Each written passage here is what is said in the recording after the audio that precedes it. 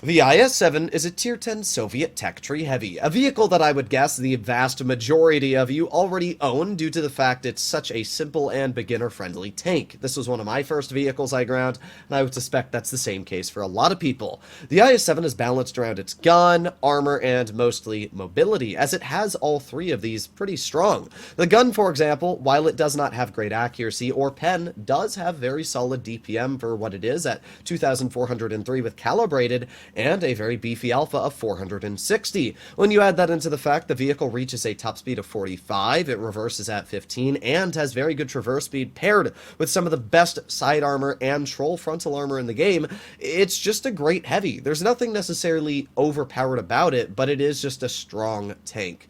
However, in the next updates, the IS-7 is going to become, in my opinion, a bit broken.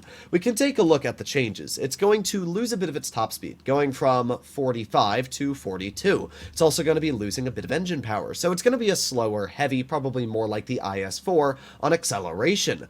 Armor penetration is reduced by 5 on the AP, which doesn't really matter, because the premium is getting a 17mm pen buff. That is massive. I've been asking for a while for Wargaming to buff the premium pen on the IS-7. If the changes right there stopped, it would have been fine. The problem is Wargaming keeps adding changes. For example, it's going to be getting tungsten rounds next update, which is going to make the tank incredibly annoying to fight, giving it over 500 average damage with tungsten. That's going to be cringe.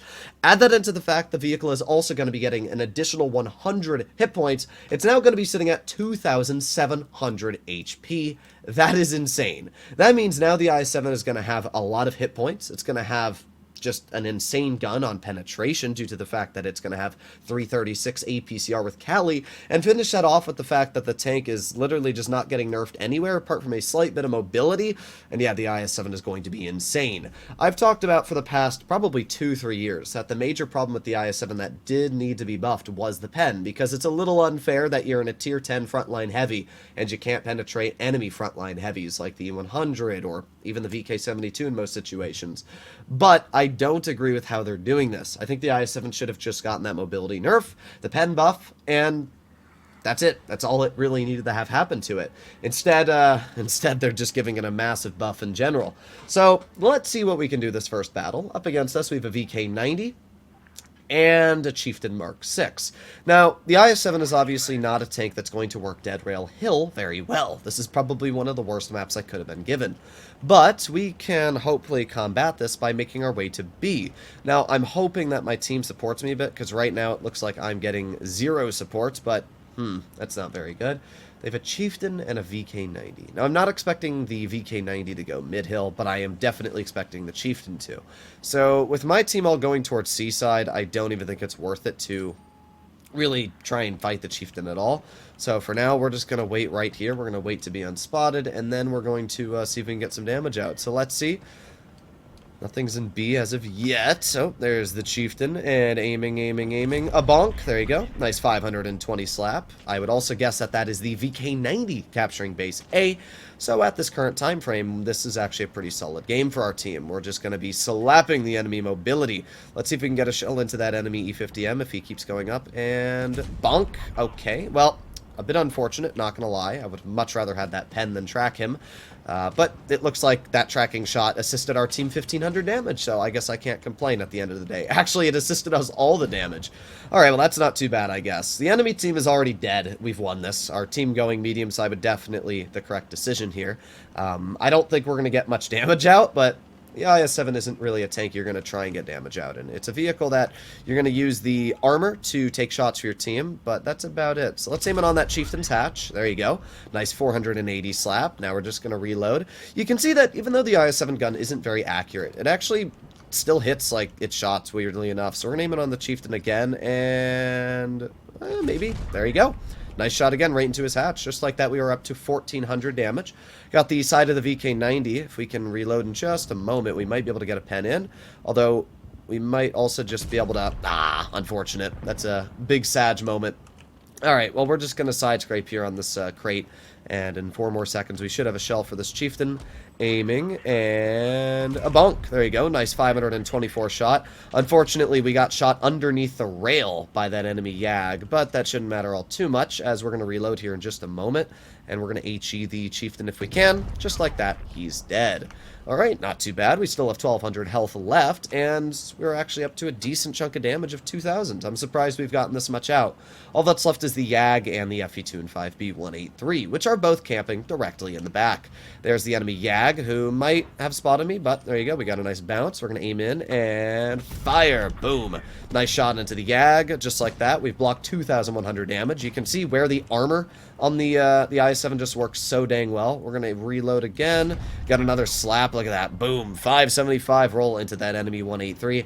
That's got to hurt you quite a bit. So the 183 is indeed aiming at us, but we're just going to pull over here, and we're going to go low to a point where it's going to be a little bit harder for the 183 to at least shoot us here. So we're going to aim it on his tank, and a bonk. Okay. Well, with my luck, of course, I end up hitting the, I hit the gun on the 183. But I guess we have assisted 2,800 damage, which is pretty solid if I say so myself. Let's aim it on this YAG, and maybe we can hatch him. Aiming.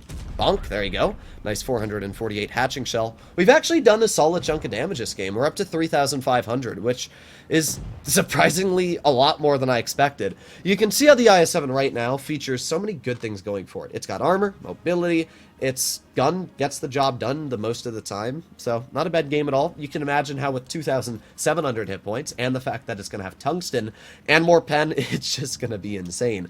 I can tell you now that this is going to be a very, very widely used comp tank, and why wouldn't you use it in comp? It's basically got everything going for it. So let's do one more battle. I don't know if we're going to do obviously that well in the IS-7, but I think we'll do pretty well. Here we are, second battle. What do we have up against us? We got a Chieftain, an IS-7, E6, and an Emil-2. Okay, they got some strong heavies. The E6, I'm more expecting to see towards C. If he does go to A, that's actually really good for us, because that's not a tank you want to drive towards A side, at least in my opinion.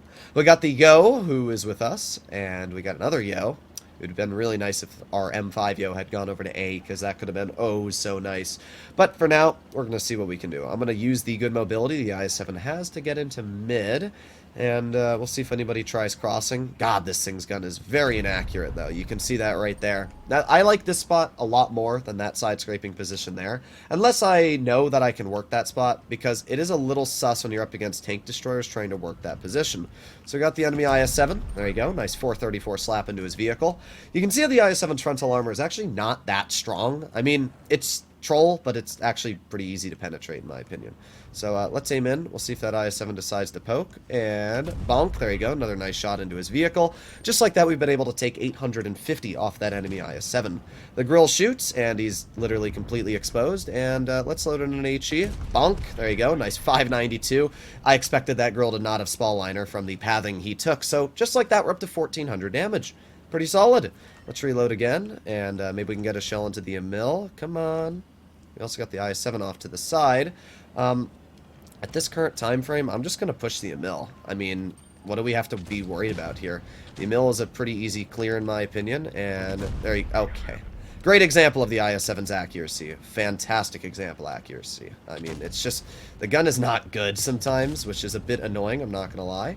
Let's just face hug the Emil. Should be able to pen him there. Nice. 588 roll as well. We got the E6 on our side, though, so I'm going to pull into the cover here. That way that E6 cannot shoot us. Okay, this should be a bit safer. Let's aim in an HE. Ooh, 716 into that Emil. An absolutely great example of, again, the IS-7 gun just hitting harder than you'd think. Alright, so we got the enemy IS-7 off to the side here. Let's aim in. Aiming, and a bonk. There you go. Nice 360 slap. Just like that. See, the IS-7 is basically a goner, and all we have left is the waffle. We are able to eat that shell with our track, which is quite good. And I'm expecting that we should be able to get around this corner before the waffle reloads, but I might be wrong. This waffle has had a decent chunk of time, but it looks like we're all good. Okay, not too bad. Our Yo is probably... Oh, our Yo got very, very, very lucky. I don't know why he sat side on there, but let's aim it on the Chieftain. Aiming, still aiming. You can see the gun's accuracy is... Oof, I also watched that shell ricochet right off the Chieftain. Unfortunate for us, but that's fine. Chieftain, actually no, the E6 finishes off my teammate. Okay, well, right now I would definitely be willing to say that the biggest opponent threat is that E6, so that's who I'm going to push. We're going to see if I can use the good mobility on this tank to cut him off. So let's do that right now. You can see how the IS-7 does feel very, very nice when driving up to speed.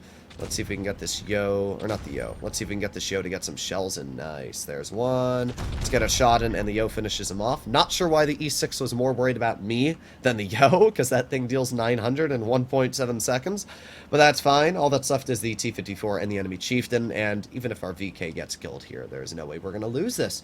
So, once again, a good example of the IS-7's capabilities. It's definitely not the strongest tank. If you're in a battle where you need pen, for example, against U-100s or anything that's really a German super heavy, the IS-7 is going to struggle. But at the same time, against opponents where you don't need the pen, like this game here, wow, does the IS-7 just hit hard? Okay, well, that was a bit cringe, I'm not going to lie.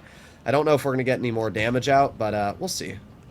Ah, well, not when the 54 rams the VK. Either way, not a bad battle. We did 3,600-ish damage and came out with a victory. Again, just imagine that, but we have more health and tungsten shells. I think that's going to be stupid.